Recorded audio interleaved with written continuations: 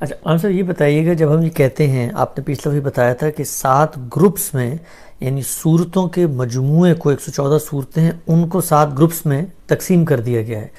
اب جو ایک گروپ کا مرکزی مضمون ہے وہ سورہ میں کیسے ڈسٹریبیوٹ ہوتا ہے؟ یعنی وہ مضمون آگے بڑھ رہا ہوتا ہے، کیونکہ ہم عام طور پہ کتابوں میں جب کسی چیز کی کلاسیفیکیشن کرتے ہیں، اس کو ڈسٹریبیوٹ کرتے ہیں، تو مضمون اجزاء میں یہاں ہے، پھر آگے بڑھتا ہے، پھر اس سے آگے بڑھتا ہے۔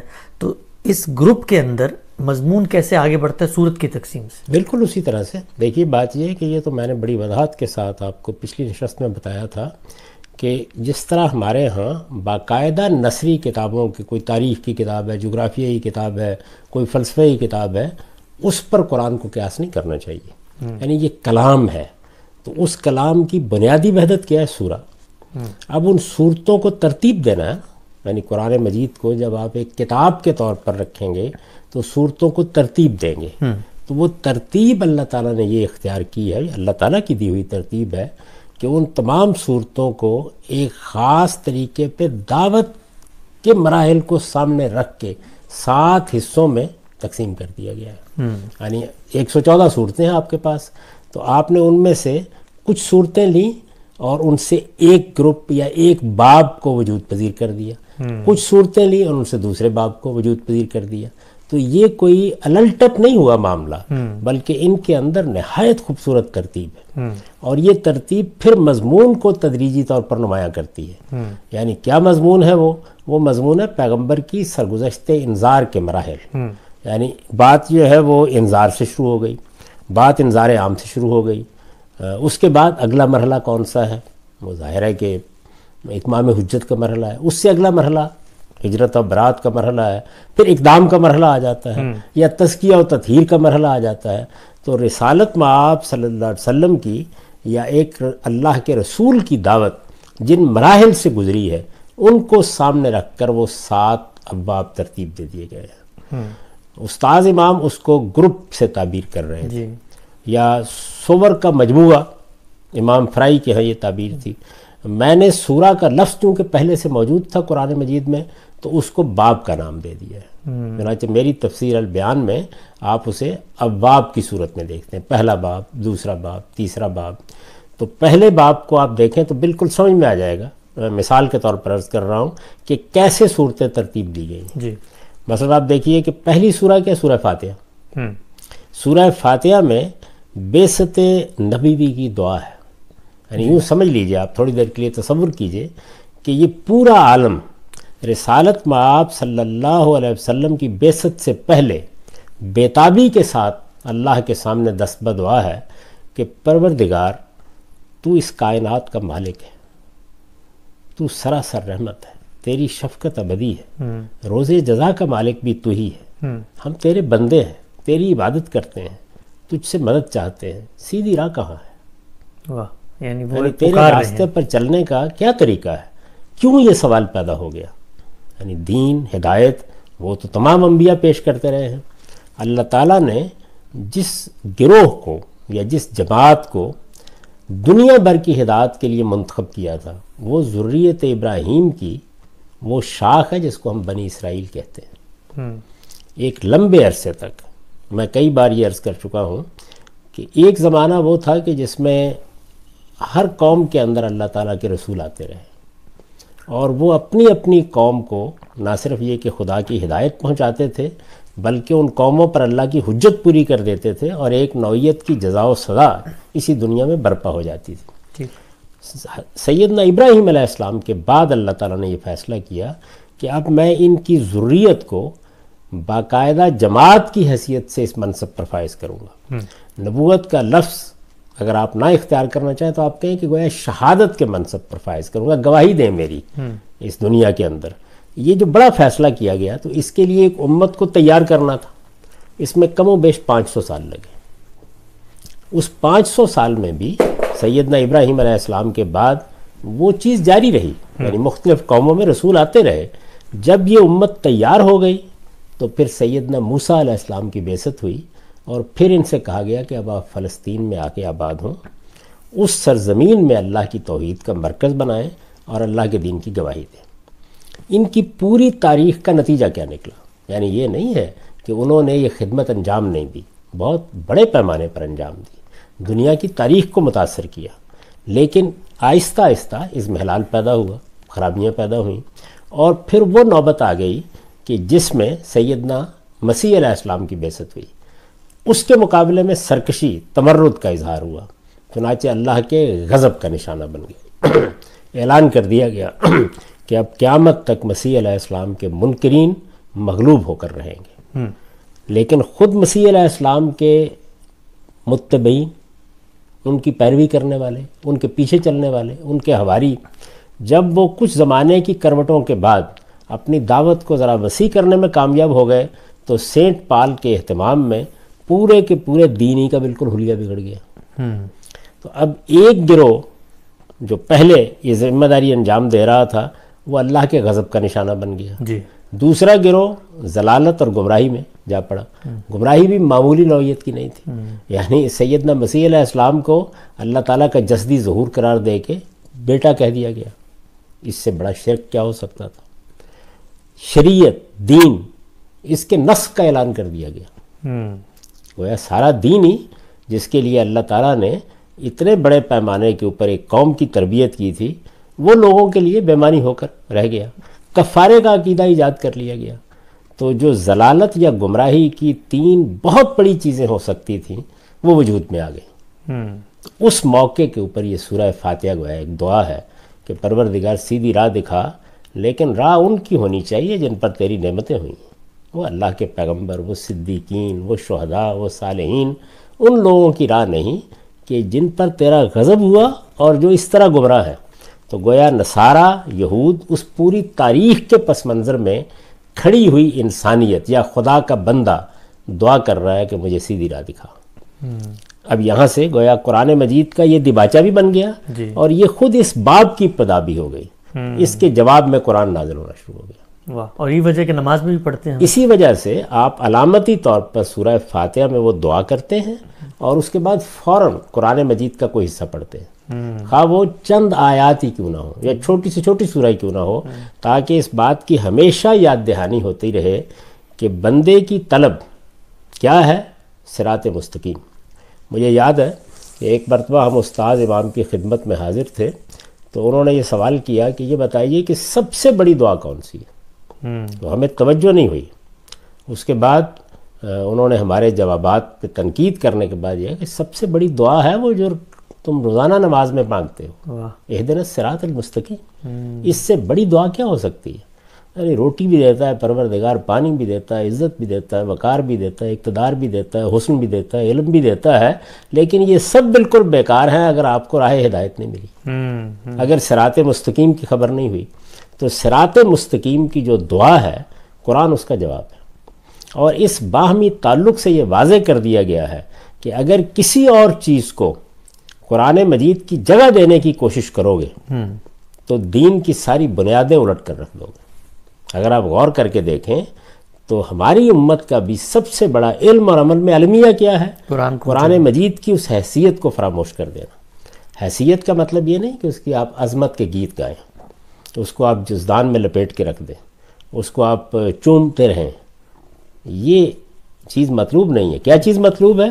وہی جس کے لیے قرآن نازل ہوا ہے، لِيَحْكُمَ بَيْنَ النَّاسِ فِي مَا اخْتَلَفُوا فِيهِ، یعنی وہ آپ کی ہر چیز پر حکومت کرے، چنانچہ وہ روایت پر حکومت کرے، وہ فقہ پر حکومت کرے، وہ آپ کے علم کلام پر حکومت کرے، وہ آپ کی تعبیرات پر حکومت کرے، وہ فیصلہ کن حیثیت رکھے۔ تو دین میں صراط مستقیم پر رہنا ہے تو قرآن مجید کو یہ حیثیت دینی ہوگی۔ تو اب جب آپ سورہ فاتحہ میں دعا کرتے ہیں تو اب کیا ہے؟ اب اس کے بعد آپ کے سامنے وہ پوری اقوام آ جاتی ہیں، وہ جن کو کہا تھا آپ نے المغضوب علیہم الضالین۔ وہ کون سی اقوام ہے؟ وہ اہل کتاب ہے، یعنی بنی اسرائیل ہے، اور انہی بنی اسرائیل کے ساتھ نصارہ ہیں جو سیدنا مسیح علیہ السلام کے پیرو ہیں۔ آپ اگر آگے دیکھیں تو ایک نہایت خوبصورت ترتیب کے ساتھ ان پر اتمام حجت کیا گیا، یعنی گویا سیدھی راہ کی دعوت لے کے قرآن آ گیا، اور اب جو سامنے کھڑے ہیں وہ بنی اسرائیل ہیں، وہ نصارہ ہیں، ان پر اللہ کی حجت تمام کرنی ہے۔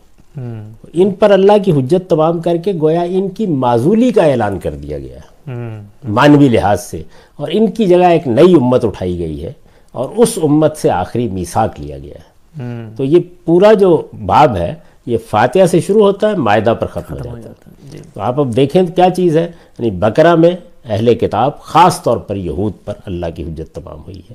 اہل کتاب ہی پر حجت کا یہ مضمون آگے آل عمران میں بھی ہے، لیکن اس میں نصارہ نمایاں ہونا شروع ہو گئے ہیں۔ پھر اس کے بعد سورہ نساء ہے، اس میں بھی اسی طریقے سے آپ آخر تک دیکھیں تو یہی مضمون ایک طرح سے ایک ترتیب کے ساتھ چلا جا رہا ہے، لیکن بقرہ میں بھی، آل عمران میں بھی، نساء میں بھی اس کے ساتھ ہی ایک نئی امت پیدا ہوئی، امت مسلمہ، جس کی دعا کی تھی سیدنا ابراہیم علیہ السلام نے، جو محمد الرسول اللہ پر ایمان لانے کے بعد اب دنیا میں اللہ کے دین کی شہادت کے لیے کھڑی کر دی گئی ہے۔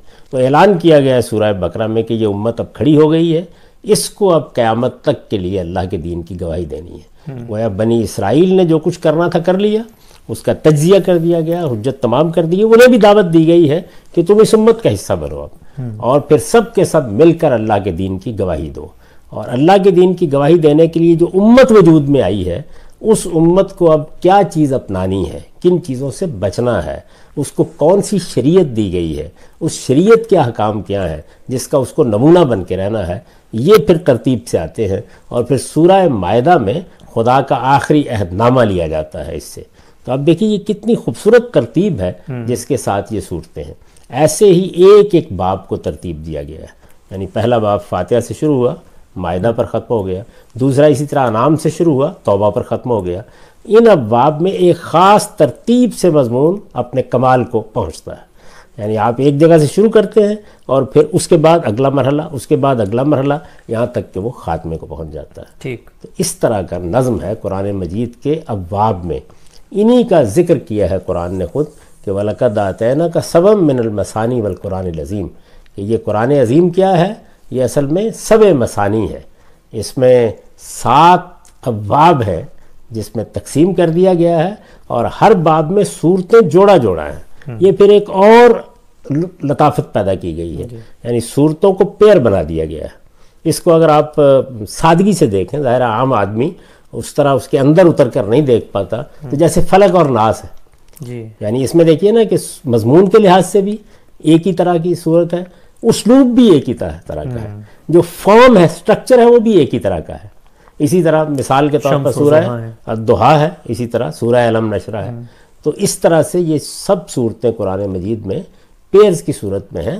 چند صورتیں اس سے مستثنا ہیں جو یا کبھی تمہید بن رہی ہوتی ہیں یا کبھی خاتمہ بن رہی ہوتی ہیں۔ ٹھیک، ہم سبھی بہت ہی دلچسپ پہلو ہے، اور چونکہ یہ امتیاز ہے ایک طریقے سے مدرسہ فراہی کا ہی کہ انہوں نے اس مانوی ربط کو دریافت کیا۔ اس میں ایک سوال عام طور پہ لوگ یہ پوچھتے ہیں کہ جب قرآن مجید نے یہ کہا کہ سبب من المثانی والقرآن العظیم، تو اب وہ 7 گروپس کون سے ہیں؟ وہ قرآن نے تو کہیں ڈسٹنکٹ کر کے نہیں بتایا کہ بھئی یہاں سے یہاں تک ایک گروپ ہے، وہاں سے آگے دوسرا گروپ ہے۔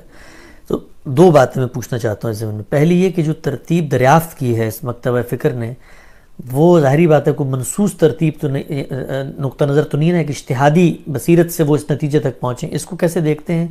اور دوسرا، پہنچے کیسے ہیں کہ کیسے بالکل 2-2-4 کی طرح بتا دیا کہ یہاں یہ باب ختم ہو گیا، وہاں وہ باب شروع ہو گیا؟ بدیہی ہے، یعنی آپ نے کہا اجتہادی، بدیہی ہے۔ جیسے ہی آپ قرآن مجید کو پڑھتے ہیں تو بالکل واضح ہو جاتا ہے۔ اب دیکھیے نا کہ اگر ایک مضمون کی یہاں سے ابتدا ہوئی ہے اور وہ خاتمے پر پہنچ کے پھر شروع ہو رہا ہے، تو واضح ہو گیا کہ وہ یہاں پہنچ گیا ہے خاتمے کو۔ پھر اس میں ایک اور چیز ہے جو بالکل علامت بن گئی ہے ایک عام آدمی کے لیے بھی، وہ یہ کہ رسالت میں آپ صلی اللہ علیہ وسلم کی دعوت 2 مراحل سے گزری ہے۔ چونکہ آپ کی دعوت کے ایک تو وہ مراحل ہے نا کہ جو مدعا کے لحاظ سے ہیں، انذار عام، اسی طرح اتمام حجت، ہجرت و برات، تزکیہ و تطہیر، اقدام، یعنی ایک تو یہ اس کی معنوی ترتیب ہے۔ دوسرا یہ کہ مقام کے لحاظ سے وہ مکی اور مدنی ہے، جی، یعنی ایک زمانہ مکے میں گزرا ہے، ایک زمانہ مدینے میں گزرا ہے۔ تو اب اس کا لازمی نتیجہ کیا ہوا کہ یہ چونکہ یہ ترتیب، یہ معنوی ترتیب بھی ایسے ہی آگے بڑھے گی نا، مکے سے شروع ہوگی اور مدینے میں جا کے پایا تکمیل کو پہنچے گی۔ تو جب مکے اور مدینے کے درمیان یہ ربط پیدا ہوا تو صورتوں میں بھی یہ چیز نمایاں ہو گئی، یعنی آپ ہر باب کو دیکھیں وہ ایک یا ایک سے زیادہ مکی صورتوں سے شروع ہوگا اور ایک یا ایک سے زیادہ مدنی صورتوں پر ختم ہو جائے گا۔ اب مدنی صورتیں پھر اس کے بعد پھر مکی سورہ آ جاتی ہے، پھر مدنی صورتیں پھر مکی سورہ آ جاتی ہے، تو وہ آپ کو بتا رہی ہوتی ہیں. تو یہ بالکل بدیہی ہے، یعنی ایسے ہی ہے کہ جیسے ایک گھر میں داخل ہونے کے بعد کسی آدمی کو تردد نہیں ہوتا کہ ڈرائنگ روم کون سا ہے اور بیڈ روم کون سا ہے، بالکل واضح ہو جاتا ہے. تو ہم سے پھر کیا وجہ ہوئی کہ مطلب اگر اتنی واضح ترتیب تھی تو سبع من المثانی سے اول تو یہ مراد ہی امت کے جو نمایاں مکاتب فکر ہیں انہوں نے کبھی نہیں لی، اور انہوں نے جو اس کی تطبیق کی، بلکہ ایک چونکہ زیر بحث آئی گئی ہے وہ روایت، اس پہ بھی اپنا نقطہ نظر آپ بتا دیں.